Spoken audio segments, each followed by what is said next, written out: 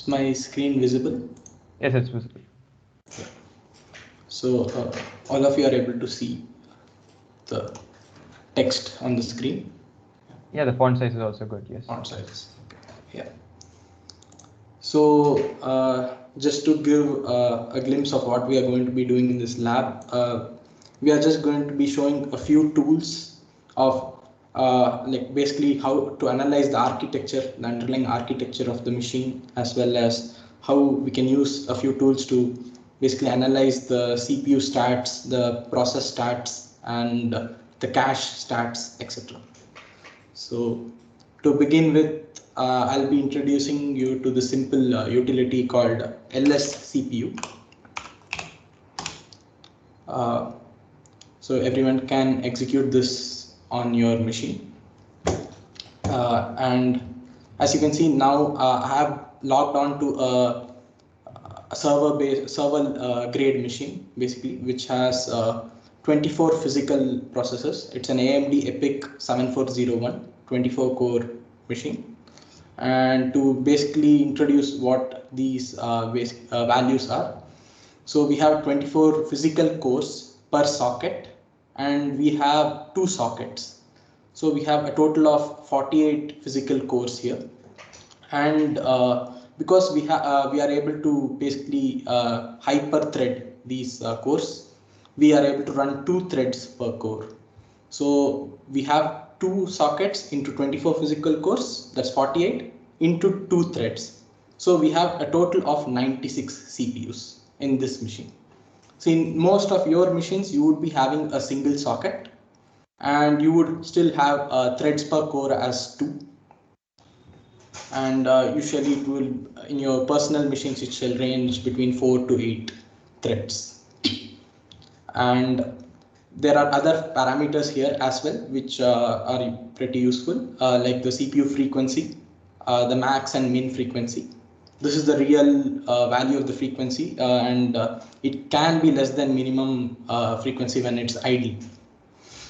And we also see the total cache present on this machine, the L1 direct cache, instruction cache, L2 and L3, so on. So there's also a NUMA node, which KVS sir would have discussed with you. So it's basically as there are 96 CPUs, 96 threads in this machine, they are basically grouped together as NUMA nodes, and they will be sharing the same cache as well.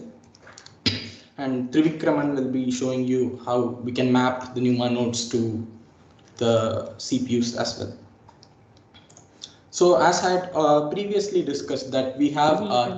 one second. Yes. Just wait for a minute. Let people execute this. Have you all tried executing this?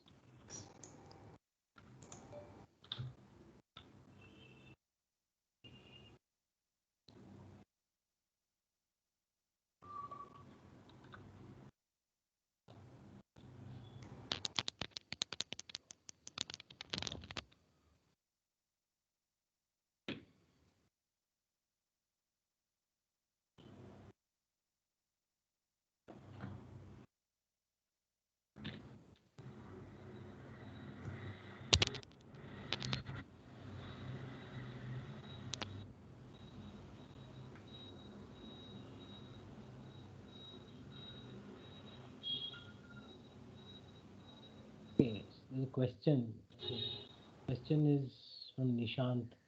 What does stepping signify? Stepping is basically for this CPU. It's this model number, right? So there'll be multiple revisions of it which come up. Some small bug fixes, you can kind of think of it. That's what it. It's the second kind of a revision of that. From and 64 kilobyte. What is that? Where do you see that?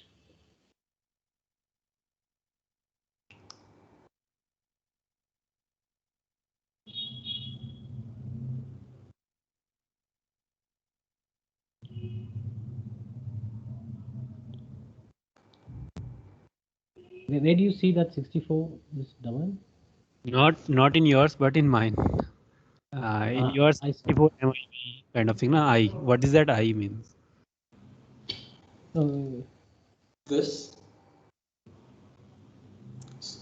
So basically, there's the L1 cache is split into two types. One is the direct cache, which is basically used. Sorry, you meant the data cache and the Yeah. instruction cache. I think Yeah. Naman is asking about the I in MIB.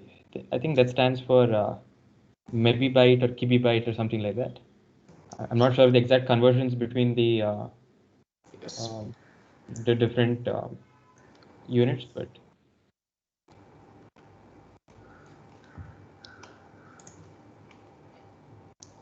So these are also the vulnerability flags. So some of them may be mitigated as such, and these are updated and monitored by LSCPU.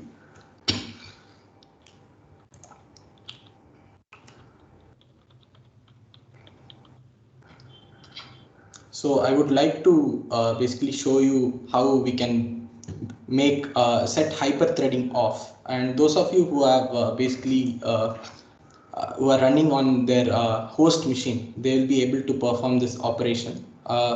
But those of you running in a virtual machine may not be able to do this. So as you can see, we have currently 96 threads. That's because we have 2 threads per core.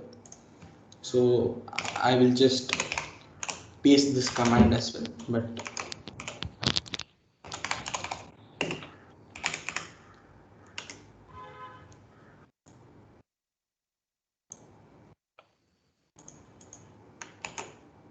yeah, I've pasted the command in the chats as well. When you echo off into this particular environment, in this particular proc variable, we'll be setting this to off. And if I run the lscpu command once again, we will see that the threads per core is now 1, and we have online CPUs are 0 to 47, and 48 to 95 have been disabled.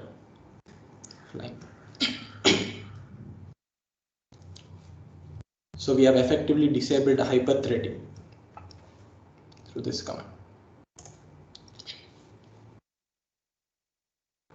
Hope everyone have tried this.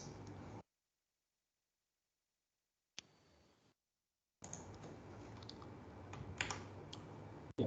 So you can turn this back on as that's the default setting. And the reason why hyperthreading is usually performed is to make use of the full pipeline effectively. So one physical core will be handling 2 processes, 2 threads at a time.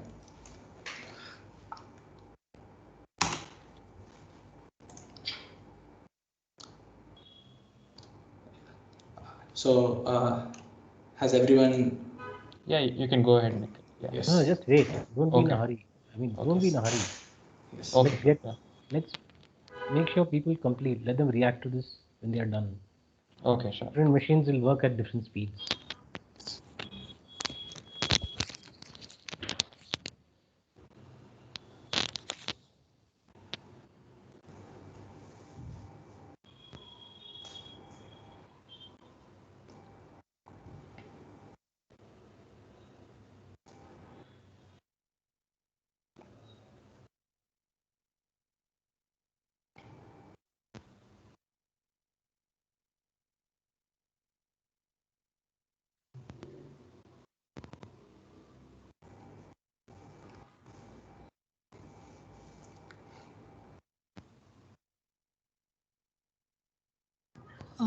Actually, in my case, I did not observe any core getting offline even after I did the command. So, I mean, there are also not NUMA modern no node in my machine.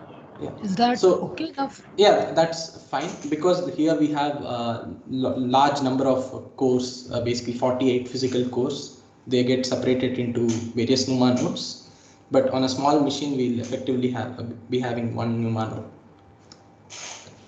So on your machine, you would only have, say, NUMA node 0, Yes. and then the CPUs associated with them. Oh, okay, got that. Thank you.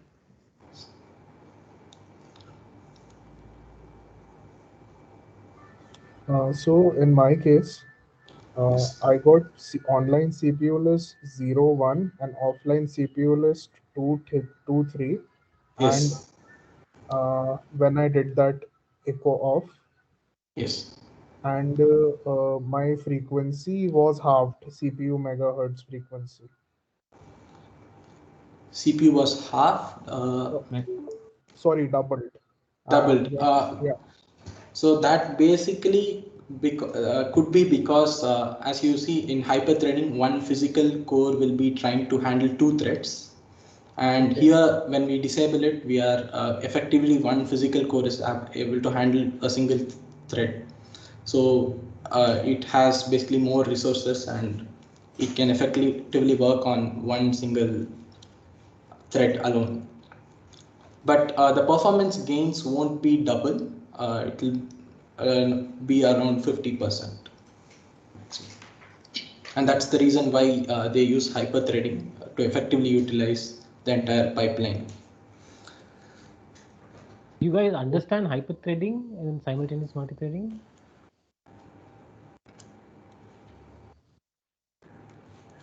What No, it sir. means? Okay, so what happens is that think of it as one pipeline, okay?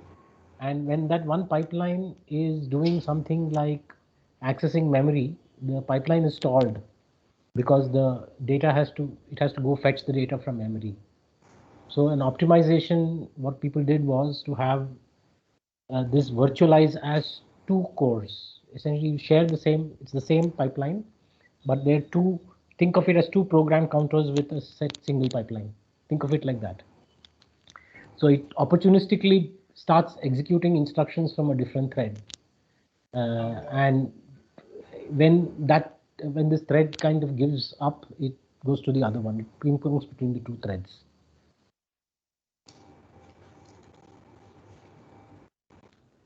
Okay, so that's roughly what hyperthreading is.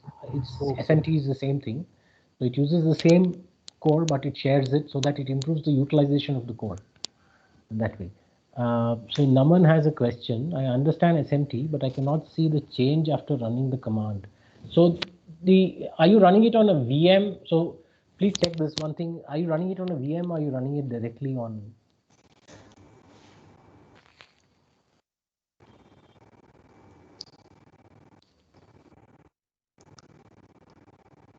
Are you running it on the bare metal? Some of these things you can't do on the VM.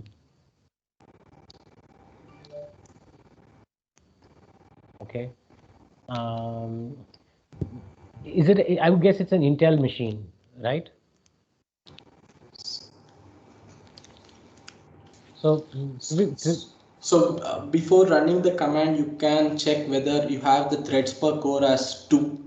If it's by default 1, then you won't see any offline CPUs.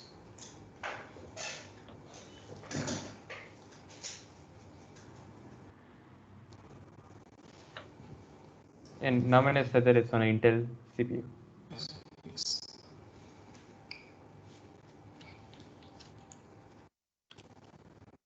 So just a doubt. In the hyperthreading that you mentioned, the switch between the program counters, does it happen every every few seconds, like every a fixed time limit, or does it happen only when one of them stalls? no, it doesn't happen. It's not time based. It is event based. Okay, when there's an opportunity, it will do it. It's not time based. It's not like a context switch. On a context switch, it changes the entire. It goes to there's an interrupt, which happens from outside. It's time based. Or here it's the fact that the processor itself sees that it cannot proceed this thread because it's waiting for something. So because it's waiting for something, it cannot proceed this thread. It opportunistically tries to run another thread. And the operating system then sees it actually as two cores, but in reality it's only a single piece of hardware that's shared by two threads.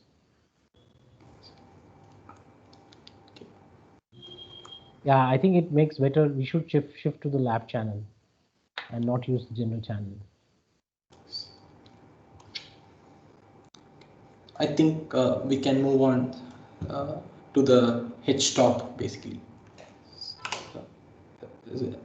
Is everyone fine with it?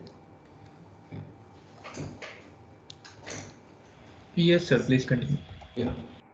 So H-top is a very it's a handy interactive tool to basically know the system state with respect to processes on your machine.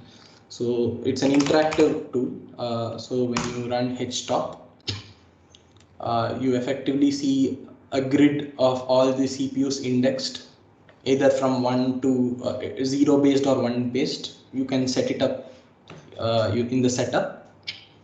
And below we can see a table which basically lists all the processes running at this particular moment in the machine, either on run state or sleep state, as you can see. So before we move on to this table, I would just like to explain what these bars are and what do these colors basically indicate. These are different in your terminal. So basically we have a bar for every CPU which effectively shows the load of this CPU at that instant in time. And there's also a memory bar here, which currently we have 126 GB of RAM and 4.2 GB is being used. And we can also see the swap space which is being utilized. So in order to basically know what these colors in these bars represent, as you can see, there are some with green and some with red. You can use the F1 button or press help here.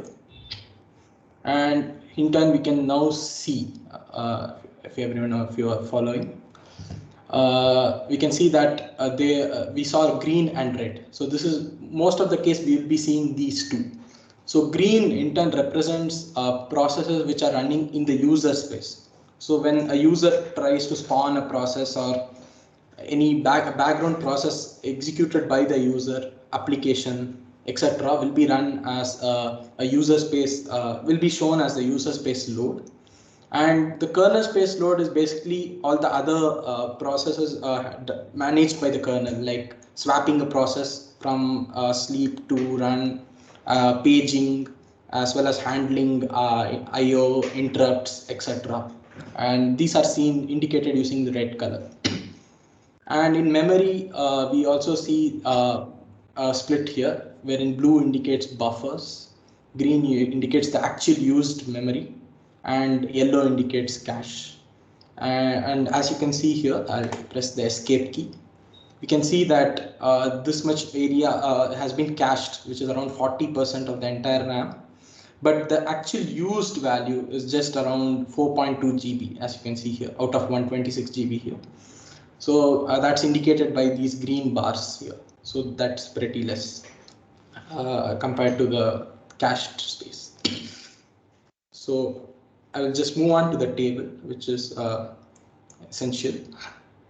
So there are two views here. So I'll move on to the sorted view.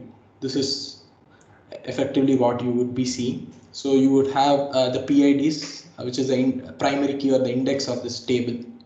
And we can see user who has spawned this process. The PID is the process ID, wherein each process is given a unique ID, which is used to identify itself. And the user represents the user who basically initiated the process or the parent process of that particular process, which we are observing. And PRI represents priority, and lower the value, higher the priority. That's how it is.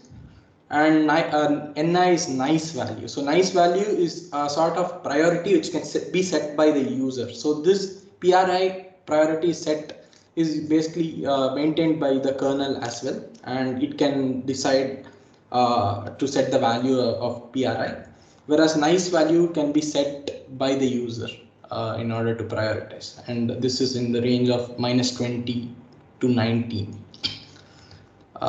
And we also have 3 memory splits, so virtual, resident, and shared.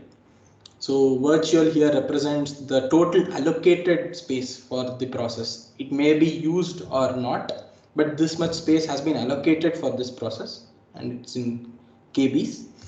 And resident is basically the used space by the process, and shared is the amount of memory being shared between processes. So this process sharing this many KBs with another process as well. So we can also see the state here. So R represents running, and as we see, HTOP is running and it's in the state R. And where there are various other states as well, like S represents sleep and W represents wait, etc. And CPU can also be seen here, CPU as well as the memory load in percentage, and the time. So time here represents the uptime. So this HTOP has been running for 6 minutes, and we see the command which we executed to spawn this process. So as you can see, I've added this particular value called CPU. Most of you may not observe this because there are various other parameters. If you want, you can add to this table. You can just go to setup and add other parameters as you require, or remove the parameters which you don't need. So so this basically indicates the CPU on which it is executing or it previously executed. So yeah, so one more interesting thing which we can see here is there's a tree button here, or you can use F5 to trigger this. Once we press this, we can see a tree sort of relationship seen here. So basically, when the machine gets booted, the init process is started, and init is the parent for all the processes. So once the init process is started, all the processes are spawned up directly or indirectly by the init process, and hence we can see a tree-like relationship of all the processes with respect to init. And init process always has a PID 1, and it's spawned up by the root user.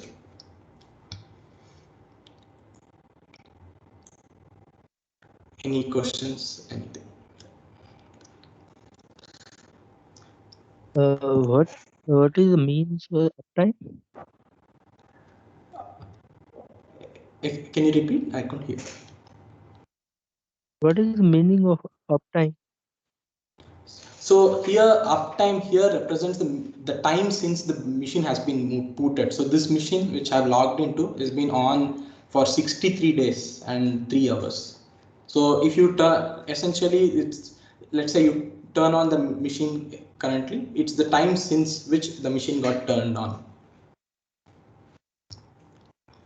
So this particular. Sorry, yeah. Yeah, you can go ahead. Yeah. Oh, no, I was asking, how did you go about seeing the tree structure? Yeah, you can use either the F5 button on your keyboard, or there's a, you can click this button directly here, this interactive button. Okay. Tree, sorry. Yeah, got it. Thank you. So for any other setup, you can basically use F3 to search, filter, and this is a very handy tool when you need to just see the state of the processes in your machine. Yeah.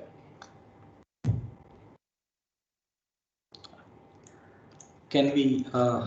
Is everyone? Does anyone have any questions? Or can we move on to the next? Just one thing, the HTOP gets all of this information from the proc file system, or Yes, yes.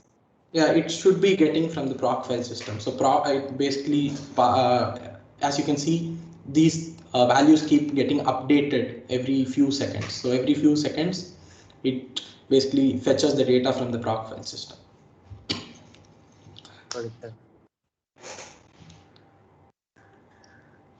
What is the general use case for HTOP, as in what are the parameters to be noted down? So this tool is basically used not, you won't specifically be using it to get accurate values with respect to the memory footprint, etc. But this will be useful when you just want to know the state of the machine, like if your RAM is overused, or if your process is able to use 100% of the CPU on which it's running, and such things can be used handily using HDOC. Found handily. If you have a multi-threaded, Okay, got it. you can kind of use it to figure out threads are executing on which one. You can use it to find out how the context switch works, which core is going to which. All this observation of the system you can do. Top and HTOP, both of them are tools which you can use.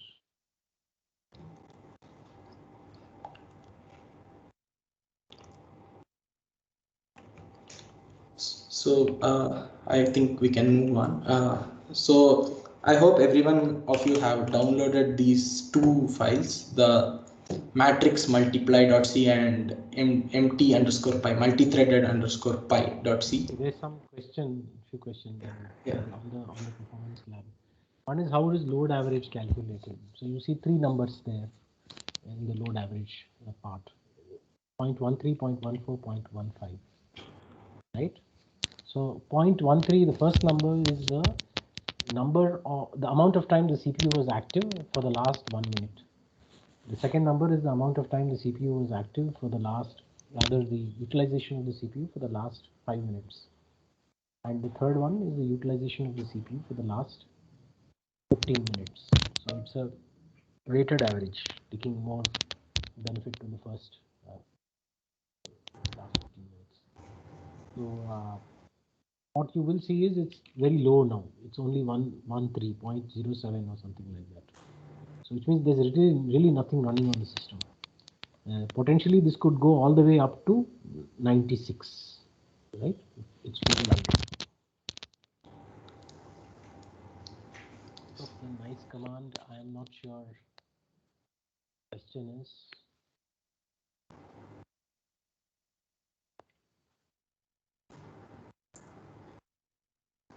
go ahead. So I'll go ahead. So I hope everyone have downloaded these two C files, the matrix multiply.c and mt_pi.c. So this is basically multi-threaded pi. So I'll be compiling this particular program. So before we compile, I'll just show you what this program basically does. So you can cat this particular program and pipe it through less, so it will be convenient to read. So this is a multi-threaded program. So we are effectively computing the value of pi using multi-threading. So it sort of does an integration, a sort of an arbitrary integration by dividing a circle into sectors based on the number of threads. And here given the number of threads we are passing, we just want to spawn those many threads and see how the load is distributed on the CPU. So this is the gist of the program, which is basically, and which this is basically doing. And we are using the pthread module to create threads. Sir, can you just repeat this? Yeah. So effectively, this program is basically there to see how a multi-threaded program spawns its threads and how we can analyze the load introduced by this on this CPU. So this basically we are able to spawn n threads based on the argument which we pass in, and effectively this program computes the value of pi by performing an arbitrary integration. So it just splits the circle into various sectors, and we sort of compute the area of each sector. And then finally, once each thread identifies its corresponding sum, we just sum up all the values computed by the threads, and we finally find the value of pi. So primarily, we not focus on the algorithm. So it's basically to simulate a multi-threaded scenario. So how do we compile this program? So I'll be using GCC, and you can use the -g flag. I won't be, this is basically debug flag wherein you can preserve the symbol table names. And I won't be using this now, but it will be helpful when Trivikraman takes over. So you can use the -g flag. And as we are using math module and the pthread module, we have to pass in library math and pthread. And -o is basically to give the name of the executable we want to generate. So let's name it mt_py, and then I pass in the C file.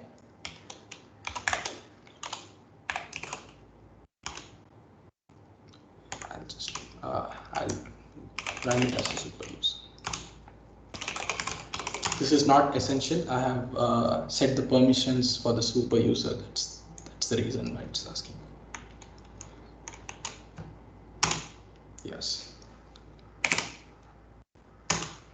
So as you can see, the mt_py has been generated. This is an executable. And how do we execute this? I'll run htop on the right side in order to basically see this. So you can pass in // and mt_py and specify the number of threads. So I'll be specifying 3. If you have a fewer number of physical threads, you can use 2. That should be fine. So I'll just pass in 3.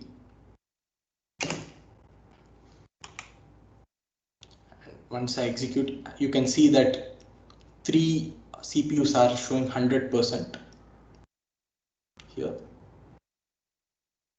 So effectively, we can see that these 3 CPUs are executing this thread, and you can see that they are moving across the entire range. So at sometimes it's at, we saw that it was at core at thread 0, and then it went to thread 42 and so on.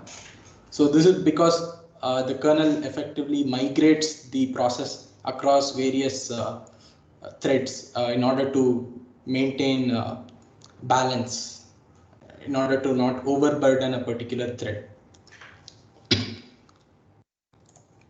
So it's going to 100% in my case. So is that? Yeah, it will be 100% in your case. Yes. Okay. Yes. So in order to basically observe this executable alone, we can use the filter here and an htop and passing mt_py, and we can execute the same program once again.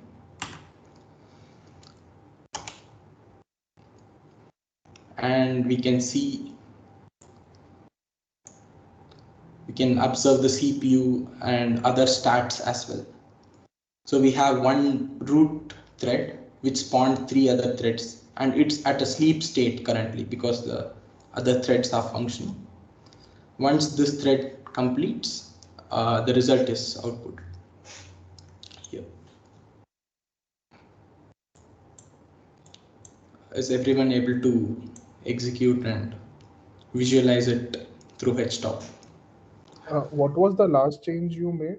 Was it similar, or did you do something? No, I executed the same program, but in order to observe the relationship, I have used the filter option and typed in mt_py. And yes.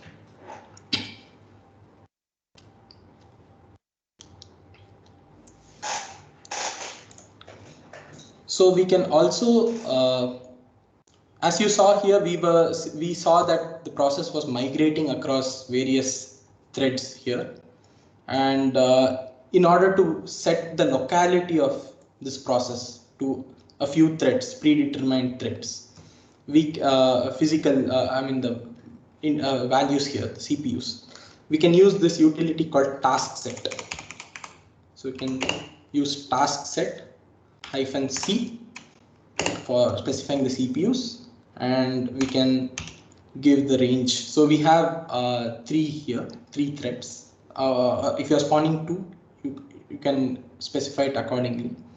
So I am giving 0-2. So I'll be effectively setting the affinity of this process to 0, 1, and 2 cores here, the CPUs here. And then I'll be executing this executable again with 3 threads. And now you can see that all this particular process is now running on these CPUs 0, 1, and 2, and you can see each of the thread has taken these CPUs.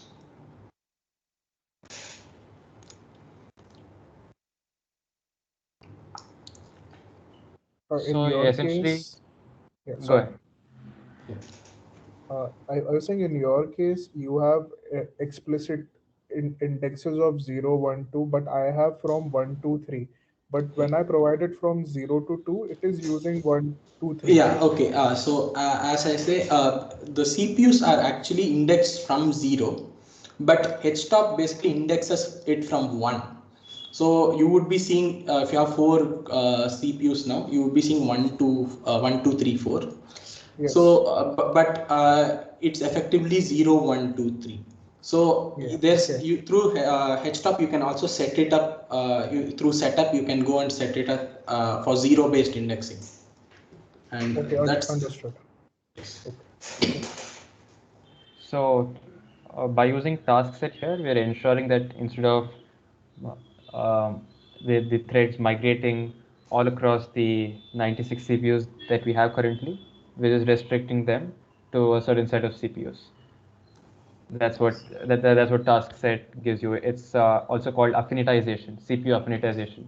You set the affinity for a particular process to a CPU, and then it runs only on that particular CPU. And it's also called pinning, CPU pinning.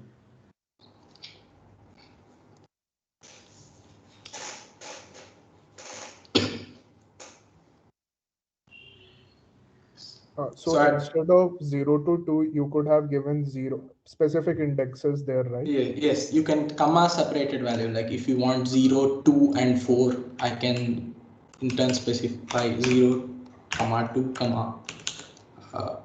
4. Give me a moment. And we can effectively see the workload being distributed on these. So now, as you saw here, this is a handy tool to monitor just the workload, and this you cannot get accurate values which you can use to justify workload on your CPU or anything. This is just a tool for user observation. So I'll be showing you another tool called SAR. So you can, in order to check out all its functionalities, you can man SAR, and there are various other functionalities. So I'll be showing just a couple of them. So this basically tracks a few cumulative activity counters. So these are few states which are being maintained by the operating system, which indicate the CPU load, load of the CPU based on user context or kernel context, etc. So we'll be using the same executable with SAR, and we can now effectively see the accurate values. So in order to basically perform this operation, we want to execute 2 commands. So we want to execute this particular executable, and parallelly we want to execute the SAR command. So for that we can use this ampersand symbol. So ampersand symbol basically makes this process a background process. So when you use the ampersand symbol, this will be set as a background process, and we can parallelly execute another process. So we enter the ampersand symbol, and I use the backslash to move on to the next line. and then I specify the SAR command. And here we'll be passing on 2 arguments. So the first argument tells that we want to sample every second. So 2 represents we want to sample it every 2 seconds, and so on. And we want to sample this sample using SAR for the next maybe 20 seconds, 20 timestamps. So and did you each time, after ampersand? yeah, I specified the backslash in order to basically feed in this next command. Okay. And let's track this for the next 20 timestamps. So I'll be effectively sampling every second for the next 20 times. And when I pass in, we can see the process is running, but we see that most of them are idle. You can see that the workload is idle 96.52%, because we see most of the CPUs are idle, and effectively the process is run on this 0, 2, and 4. So we need to use the SAR command to track only 0, 1, 2, 3 or 0, 2, 4 in this case. So for convenience, I'll just you specify this range 0 to 2. Sorry, I missed it, but why did you put SAR 120? Like, Yeah, what are those? so 1 basically indicates that we want, so as you can see here, we see records getting printed here. So this is for every single second. So 1 here represents that we are sampling every second. So we are seeing at 314, 41, 42, 43, and so on. And we are seeing a total of 20 records here. So that's this 20. So if you want to sample it just every 5 seconds, then we specify 5 here. And we want to, let's say, sample just four times. Then we specify SAR 5 and 4. What is percentage nice, percentage IO weight, and percentage sleep? Yeah, so this is the time spent on IO weight. So when suppose, let's say, a process needs input and it's being waiting for the user input, so it will be the time spent on IO weight. And this is the kernel. Percentage system represents the kernel. Percentage nice, I'm not really sure of. And percentage user is basically the execution of the process in the user context. So we will see that when I specify SAR with the -p flag and passing the CPUs here, that is 0, 1, and 2. You can see that in the CPUs 0, 1, and 2, we see 100% user context load, which is introduced by these threads.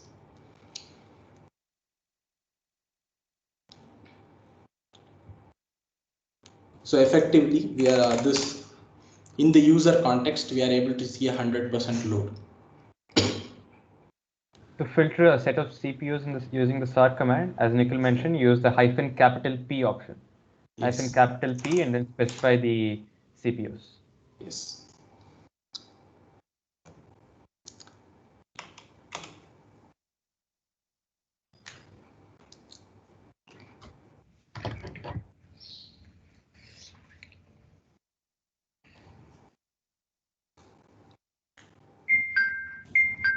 Has everyone executed this, or any other doubts? Let's just give it a minute. Yeah. I'm getting percentage IO weight in one of my in one of the rows. So what would be the reason for that? So what is the value or the percentage you're getting? I'm getting around 0.74, something like that. Are you getting that when you filter for the 3 CPUs or without filtering for the CPUs? Without filtering. Okay, yeah, that's because there will be other processes which are basically waiting for input or performing an output and so on. So even if you are using these particular CPUs, and let's say you just have a physical, you just have 4 CPUs on your machine. So effectively, this process will be sharing its time with the other processes which are running as well. So those may be performing some other system kernel processes or IO wait processes, and that may turn up and they'll have a small impact. Okay, So in yeah, yes. on using the 0, 1, 2, I'm not getting any. Okay, yeah. So effectively, these CPUs are now focused on this particular process, and that's why you have a user load of 100. What is steel? So steel, I don't know the in-depth reason why it is in CPU. So basically, page stealing is where a process requires a particular resource and it's not available. So it like in case of a page, so a page is required by a process, but it's not able to load the page into the memory. So it needs to free a particular page used by another process and then use that particular page, the location page. So such activities would show up in the steel.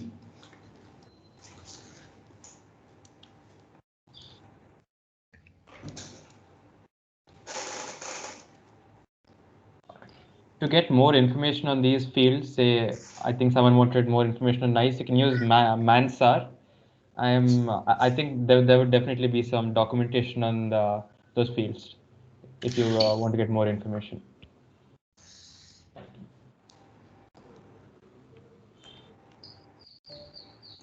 So yeah.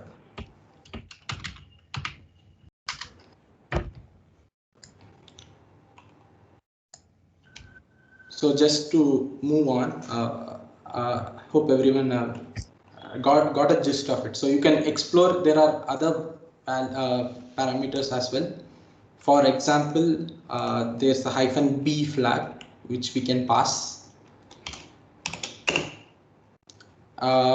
Just for an example, now we are able to use the SAR utility to find the page ins, the page outs, and page faults.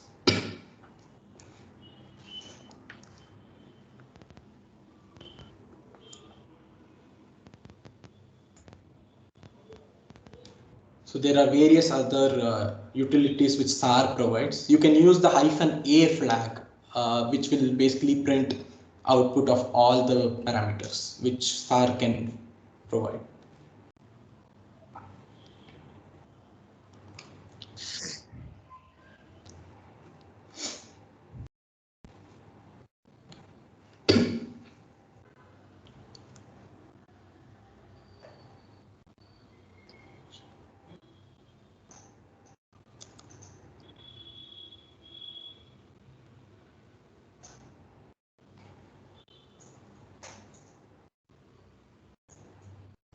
So I hope we can move on to the next functionality.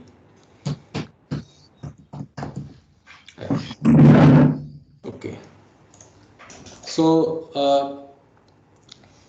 before we move on to performance analysis, I would like to also just introduce you to the proc file system. So basically, all the process, as one of you had mentioned, all the process and their details are being maintained in the Linux operating system through a file system called proc. So if you want to know a detailed information related to various other functionalities, you can just man proc, and you can see complete details on how to basically use the parameters. So can look at it later. So for now, you can you can type in sudo su and enter the super user domain. This is essential for you to look at proc system. sudo su and you can feed in your password. And when you ls/proc, you can enter this command ls/proc. I'm piping it through less. This is not needed. Hope everyone have noted this down. So as you can see here, we see various directories here indexed based on numbers. So these are none other than PIDs. Nikhil, your screen is not visible. Okay. I think you have to reshare. Oh, okay.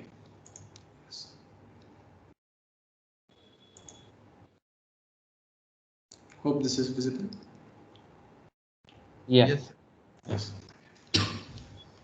So I will do an ls/proc.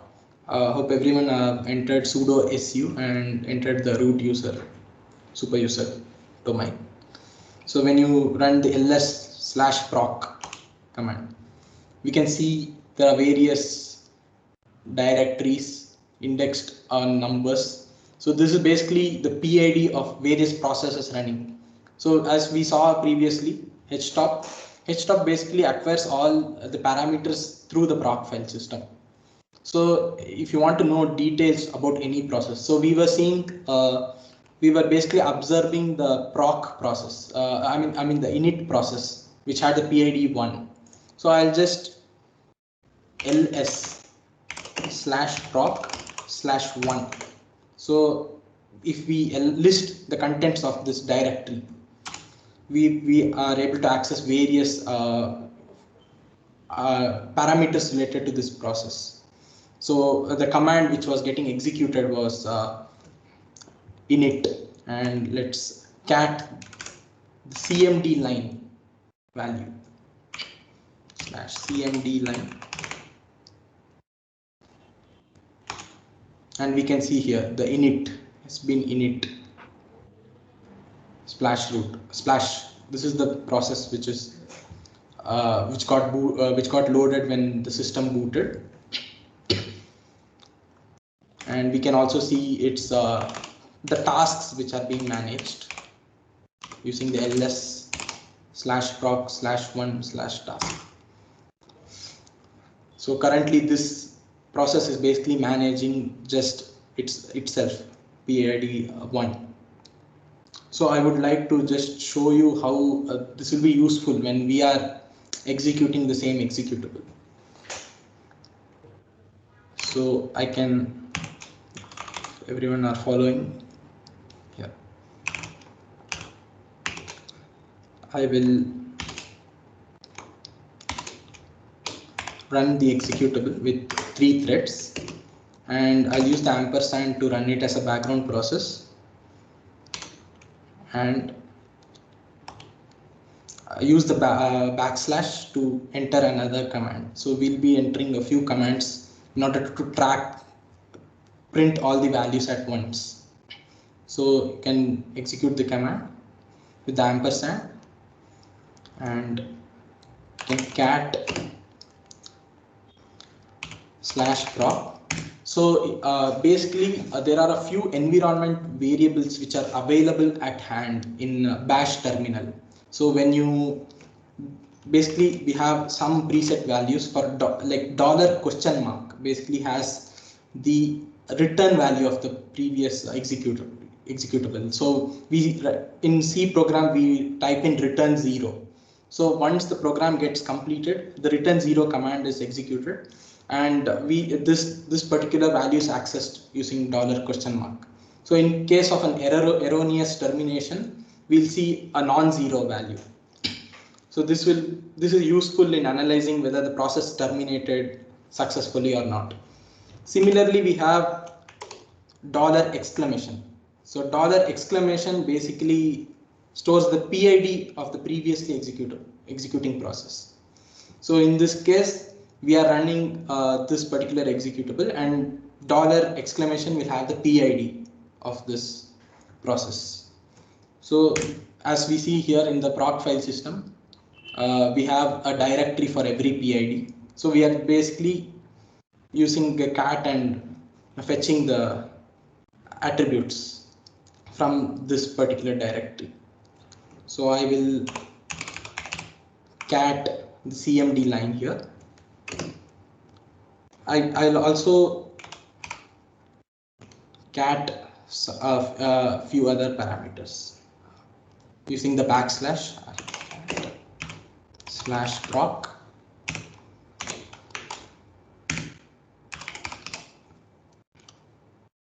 So you can execute this. So as you see, the executable has started running, and we can see here, we are able to see here the CMD line here.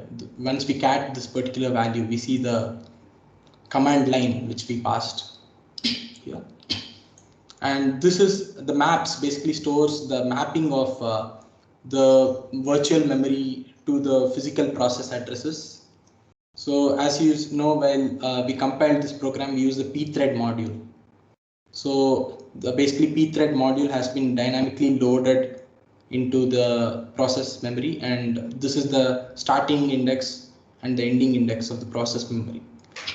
And this read write the permissions of the process to basically perform actions on these on the memory held here. So wherever it's 0, it indicates that this process is not sourced from a particular file or module as such. It's being used directly by the process.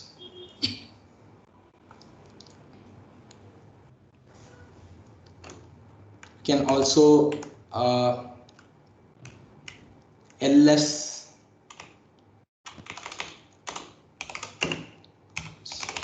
proc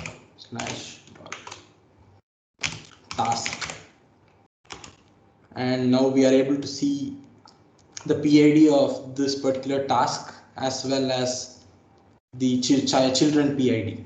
So it spawned 3 threads. So we can see all the 4 directories here, the parent process as well as 3 threads. So there are various other attributes which you can fetch from the proc file system.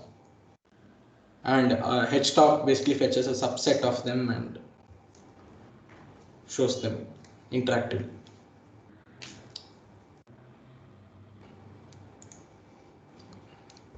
In that particular, what we have got in mapping. Yes. Where is the virtual address and the physical address? So this is basically this is the physical address, Okay. and this is basically the source. So in this case, we can see that the source of the data here is being fetched, loaded from this particular file. And this is when it's sourced from a file, we basically get some other attributes like the inode number and a few other attributes. This is a device number.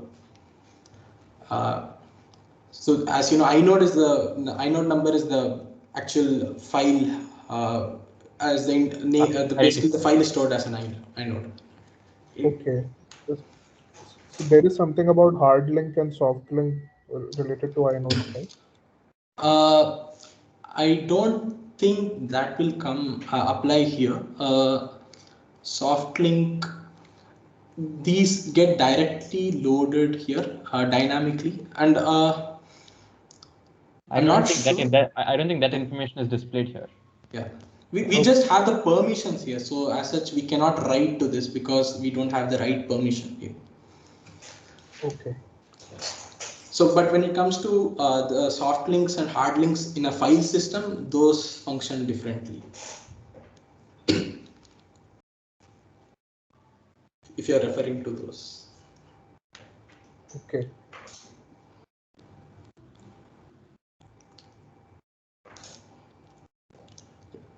Okay, so that was the first program that we gave you, the mp_py.c. And let me share my screen now.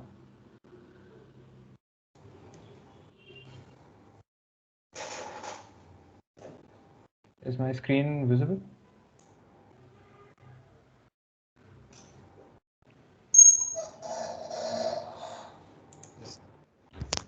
Nikhil, is my screen visible? Yes. Okay, okay. So hope all of you are following, and we can go ahead and move on to the second program now. That was the, let me increase the font size. Hope, oh yeah, hope this is visible. Yeah. And second program was called matrix multiply.c. It's a very simple program. It just, we have two square matrices. They're referred to by the variables a and b here. And the product matrix is referred to by c. We have a function called main calls two functions. One is populate matrices, which populates the matrices A and B with values in the range 0 to 99. And multiply matrix multiplies these and stores it in the product matrix. It's O of n cube, very simple algorithm. And pointer arithmetic is used here. And here to simulate a 2D matrix, we're just storing it in the row major form, one row followed by the next row. So to access the ith row, we move forward by I into n steps. And then to access the jth column, we again move forward by j. So that's what is this indexing, product of I of n. And since here we just, if you can see below here, we just allocated a set of continuous addresses using malloc of size n into n. We're just storing it linearly, but logically we use, it's a two-dimensional matrix logically. And so that's about the program. Let's just go ahead and compile this. Specify the name of the executable and then the name of the file. Okay. And then in Linux, we have a very simple, very useful utility called time. Just do man time to get more information on it. And it says it runs programs and summarizes system resource usage. So what is the system resource usage that this captures? This essentially captures the three things. One is by default, it captures three things. I think there are a few more options which you can see using the in the man page. So these three things are, one is the wall clock time, the total time taken to execute this process. The second field that it gives is the user time, the time that this process spent executing in the user space. And then the third one is the kernel time, the time this process spent executing in the kernel space. So now that we have the executable, we can pass it as the first parameter. The command can be passed to time. And then you go ahead and press enter. And this will take some time. This will take about a minute. Don't worry, your program is not in an infinite loop. It's just that the value of n, I think it's 2000. And since it's an O of n cube algorithm, 2000 into 2000 and 2000, now basic operations are being performed. So it will take about a minute to finish execution.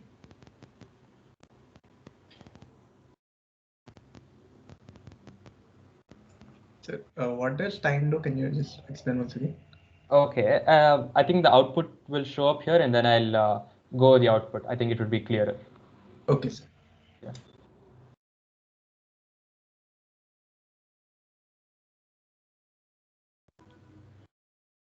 Or if you can execute it along with me, you can execute it on your personal machines as well. Yes, sir. I got some real user and sys 3 times seconds. Yeah. Okay. How many seconds was it? So real is 42.79 and user is 42.67 seconds. Okay, that's great. That's great. So okay, it has finished execution even on my system. So yeah, the real time here, it's taken 1 minute and 5 seconds to finish execution for me. That's the wall clock time from start to end, total time taken for execution. User time is the time spent in user space. As I said, sys is the time spent in kernel space. And as Nikhil mentioned, the kernel has to, in the execution of any program, the kernel will be involved. It has to perform some operations. It serves as an interface between the user and the hardware. So you will have a small amount of time spent in the kernel space as well. And something interesting, you can observe something interesting here. So if you add, one would typically expect, okay, let's say the sum of user time plus sys time should give the real time. But if you add these two, what do you get? You get about, this is 684, and then this is 68. It is about 700 and something. It is the sum of user and sys times is less than the real time, the wall clock time. Can anyone tell me why it's less? Shouldn't it ideally be equal to?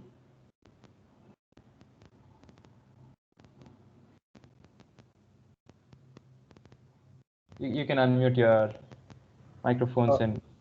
A wild guess, but are they including some kind of response time in clicking on and off on that stopwatch?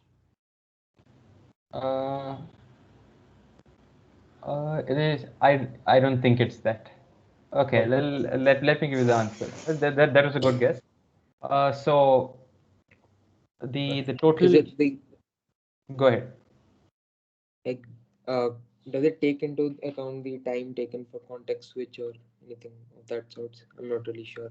Yeah, that's really close to the right answer. So even though you submitted your process, it will be spending some time in the wait queue, right? The user time systems that's the time it's actually spent executing on the CPU. So there is some wait time, there is some time spent in context switches. So that's why the real time, the wall clock time is more than the sum of these two. That's a good guess. Yeah. And hope all of you are with me. Okay. And so I'm sure by now all of you would know what profiling is. So profiling is essentially dynamic program analysis. It's very commonly used term in performance engineering. It's used to maybe find out the pain points in your program, find out the hotspots in your program, so as to focus your efforts during while optimization. So to enable profiling information, so to enable profiling information to be generated, you would use the P flag. You use GCC-PG. In addition to the debug symbol G, you use P, and then you compile it, and then you go ahead and run your executable now. You need not use the time utility now. Just go ahead and run /matmul.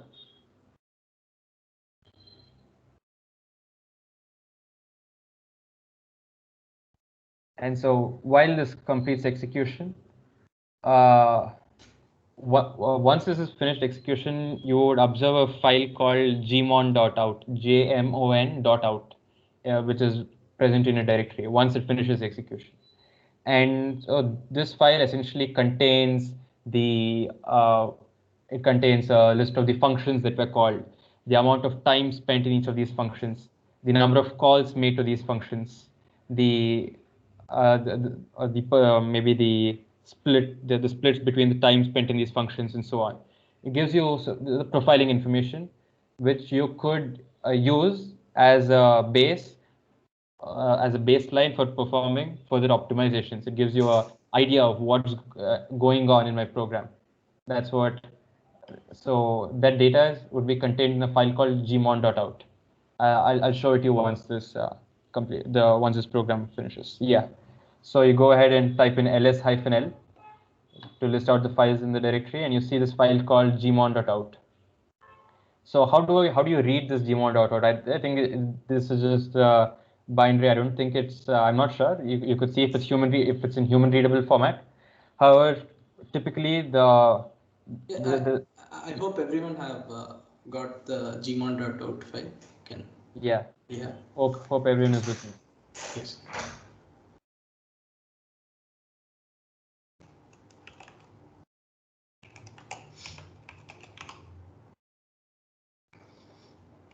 I had a small doubt. Yeah. Well, when you ran the time /matmul, when you did that, the the time displayed near real, that depends on execution then, right? Because like when you executed it, it cannot be replicated. Like each time you run, maybe the result for the real part will be Definitely. different. Each time you run, it would definitely be different, since it depends on what else is going on in your system. Other processes, is there contention for system resources? It does depend on that. So even if I run it again on this particular machine, I might get a different time. Definitely, since we are running it on different machines, we'll definitely have different times, off by a few seconds, off by a few tens of seconds, and so on. That's perfectly all right. Okay, thanks. Okay. So as I said, to visualize this gmon.out file, a tool called gprof is used. And again, type in man. If you don't know about any tool, just go to its man page. And so what does it say? It displays call graph profile data. And it also says gprof provides an execution profile. So let us go ahead and run gprof. Okay, so to gprof, the first parameter that you pass here is the name of the executable. So in this case, it's matmul. That's the first parameter. Second parameter that you pass is the gmon.out file that you got after you completed the initial execution. That's the second parameter here. And then you go ahead and press enter. Okay, there's a lot of output. Let's pipe it through less to make sense of it. So here you see something called a flat profile, and you see the name of the functions that we have. We have multiply matrix, we have populate matrices, and we can see that the time spent, self seconds gives the time spent in each of these functions. So 67 seconds is spent in multiply matrix, about 0.04 seconds is spent in populate matrices. And this is as expected. We know that, so it's an O of n cube algorithm. It's going to take a lot of time. The multiply matrix will take a lot of time. However, if you are working on a huge software development project, let's say you have 40 different functions. So gprof is definitely a handy tool. It comes to your rescue when you want to know, okay, which function is taking most of the time. Where can I focus my efforts during optimization? So gprof definitely gives you some good information. And here you would see that the percentage time, you would expect it to add up to 100%. It has gone up to 101%. It's all right. That does happen. You can ignore that. So this is just a brief overview of what you get with gprof. If you scroll down, you'll get more information. You'll get the call graph as well. And I'm not going to go into the details here, but you can definitely explore. So it says that we have three functions: main, calls, multiply matrix, and populate matrices, and so on. You can definitely spend some time later after the session exploring what each of these values are. Okay, so what do we know now? We know that the multiply matrix function is taking a lot of time. We know where the hotspot is. We know we need to perform some optimizations. But do we know what to optimize? What are we trying to optimize? So we know where, but we don't know what. So this is where I'm going to introduce another tool, which is it's a very famous one. It's a very powerful tool. It's called perf. And perf is used to, okay, let's go ahead, man perf. Okay, so perf is used to monitor a lot of hardware events that happen on your system. And even you could read from things called PMUs, performance monitoring units, hardware PMUs. There are also things called PMCs, performance monitoring counters, which are present in your CPU. And these contain very, very helpful information about the hardware events that are going on. And so your next question would be, okay, what are these hardware events? So before moving on to that, I want you to maybe type in a few commands. I'll tell you what they mean in just a minute. So it's echo -1. Nikhil, you can parallelly put them in the chat so that. Yes, I'm doing that. /proc/sys/kernel/perf event paranoid. Okay, so the perf event paranoid is a file that you have in your proc file system, and this ensures that non-root users have access to only certain perf events. We do not want the non-root user, the non-admins, to be monitoring all of the events that exist. So the default value is usually 1, which puts some restrictions. If we echo a value of -1 into it, echo -1 sudo t into this file, there are no more restrictions. Even as a non-root user, you can monitor all of the events that exist. So you go ahead and do this. Type in your password if it prompts you to. This is one of the prerequisites. There's one more prerequisite, just one more. And this is called, there's another file called kptr_restrict. So even here, the default value is 1. and if the value is 1, the you cannot monitor certain kernel addresses that are going on. So if you're using some other utilities of perf, just perf record, you would want the kernel addresses to be resolved into the function names of the symbols. So if this restriction is enabled, you would have some issues there. So we disable this restriction as well.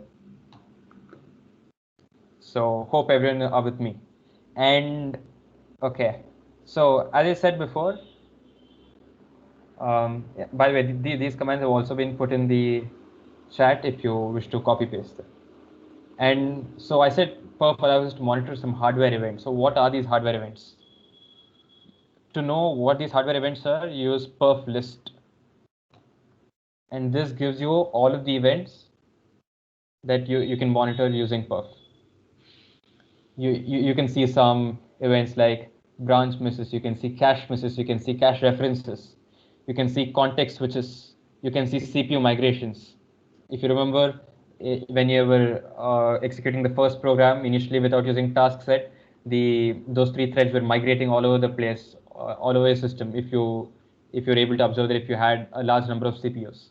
So, and then you have L1 data cache load misses, L1 data cache loads, L1 instruction cache loads, and a lot of other events.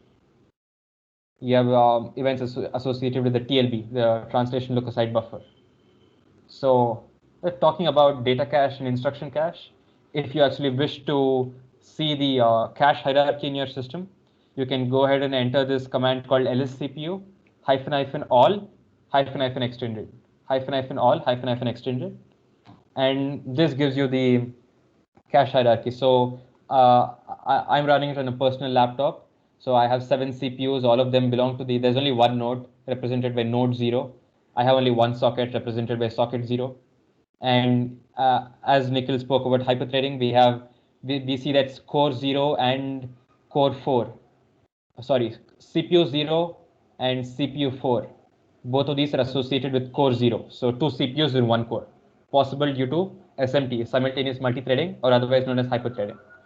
You can also see the cache hierarchy here, the data cache, the instruction cache, L2, L3. So in my system, you can see that L3 is represented only by 0. So in my system, I have only one L3 cache that is being shared by all of the CPUs. However, I do have each core has an independent L1 data cache, L1 instruction cache, and L2. So you can look at You can also show /proc/CPU info, and that will also be helpful. Sudo cat /proc/CPU info. Let me pipe it through this. So here, Nikhil, go ahead. Yeah, you can take over. Go ahead, Nikhil. Yeah. So as you can see here, we are able to get like details about each single processor. So we saw that we can see that the frequency of each single processor here is slightly different, because physically at the physical level they'll be little different, and they won't be the same value. So you can see they are a little different, and we can also see the individual cache size for each CPU. Yeah. Through LSCPO, we get the overall stats. So that was just a quick detour. I just when I was talking about instruction caches and data caches, I wanted to show you about the cache hierarchy as well. Okay. So now we know. Let's go ahead and we essentially want to monitor our program using perf, using some hardware events. So for this, you can go ahead and compile a program without the -p flag. It's not required. -p is necessary when you need the gmon.out file when using gprof. When you're using perf, you no longer require the p flag, and you go ahead and compile your program. And then, okay, a perf gives you a lot of utilities. There's a utility called perf record, which allows you to see which functions are causing hotspots, or which symbols are causing hotspots, which of these are triggering the hardware events a lot of times. That can be, you can even obtain call graphs through perf record. And there's another utility called stat. And if you want the utility specific man page, you can type perf help and then the name of the utility, perf help stat. So with stat, you get the number of times a particular event is triggered. So let's say you're monitoring cache misses. You want to know how many cache misses are going on. With perf stat, you can get that count. So that's what perf stat is for. So let's go ahead and monitor our program using perf stat.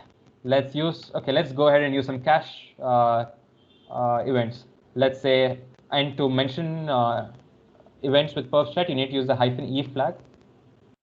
So you can mention one of the events is cache misses, and you can also, let's say, mention another event, L1 dcache load misses. I think this command is also in the comment section in case you want to copy it.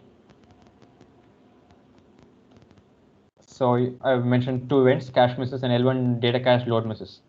And then you can specify the name of the executable, matmul. So before I move on, any questions? In that cache hierarchy, you had some numbers 1, 2, 3. What did they correspond to? Okay, let me open another terminal and show it to you. Control Alt. So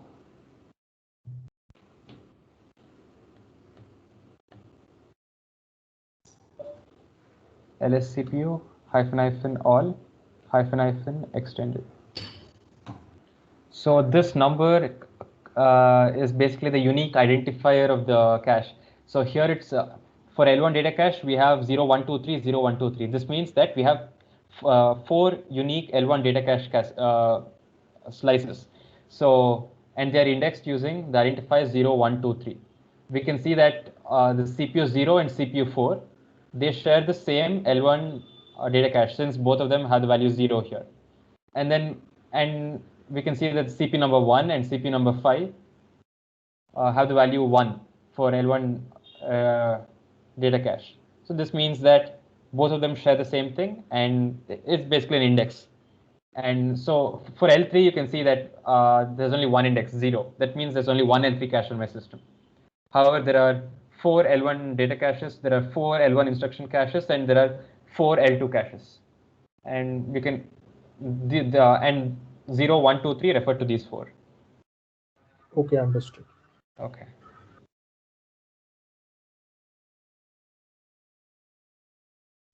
So we run. Time check. We are at almost 4 o'clock. Okay. Yes, this should be over in a couple of minutes. Okay. So what do we see here? We see that this particular number here is the number of times the event cache misses was triggered. So we see that cache misses there are 95 crore cache misses, and there are 1035 crore L1 data cache load misses. So what do we understand from this? We know that the hotspot is occurring in the matrix multiply function, and what is responsible for this, we have a vague idea of it, is the number of L1 data cache load misses. The processor is requesting the L1 data cache for some particular data to be loaded into the register, and it's not there in that cache. The miss occurs. So we know where the hotspot is. We know vaguely know what is causing the hotspot. So your task or your homework would be, how do I optimize this matrix multiply function? Let's not, by optimization, let's not use a different algorithm, just the Strasson's algorithm, which with the time complexity of O of n to the power of 2.8. Let's stick with the simple algorithm. Let's stick with the O of n cube algorithm. How do I optimize it so as to reduce the time, so as to reduce the number of cache misses? So this would be your homework. And if you have any questions, I'm willing to take.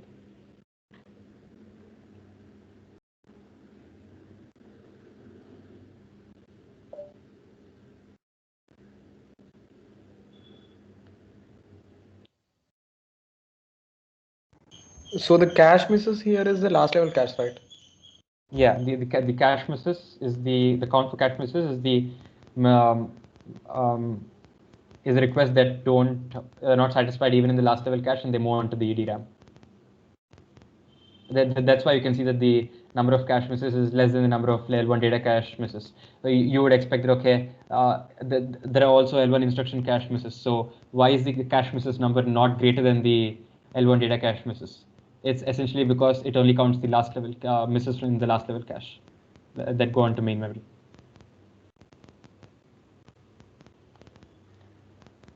Before I conclude, I think it's important to mention that initially we set we set in two parameters, right? So once you're done using perf, once you're done with your experiments, you should set them back to the default, so that that's how it was. You ensure that that's how it is when you complete your experiments.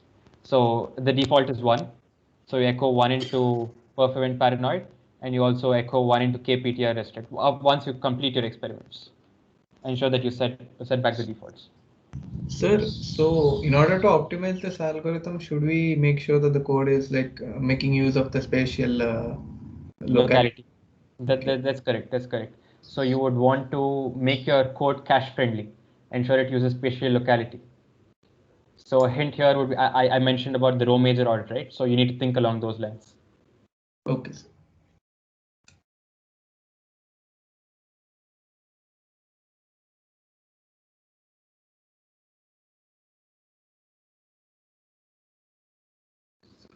Yes, sir. Sir, we are almost, I think we are done. Yes, sir. We'd be happy to take any questions. How do we read the number against cache misses? That 9560, yeah. Okay, so here you, how do you get this number is what you're asking? Yeah, as in that 95 number is related to cache misses, 60 Oh, yeah. to L1. Yeah. No, sorry. This is 95 crores, 60 lakhs, 23,135 cache misses. It's one single number, right? It's one single number, yes. Okay.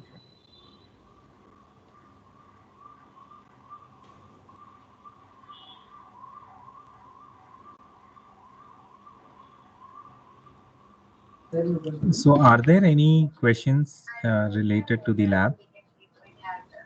If there are no questions related to the lab, then I think we can wind up the lab session. And following to the lab session, we'll be having the doubt clearing session from 4 to 4:30 p.m. So I would like to thank Nikhil Ram and Trivikraman for a wonderful lab session. Also, special thanks to KV Subramanian sir as well. So can we wind up the lab session? Yes. Yeah. So what I can do is I would like to stop the recording now. So I've stopped the recording.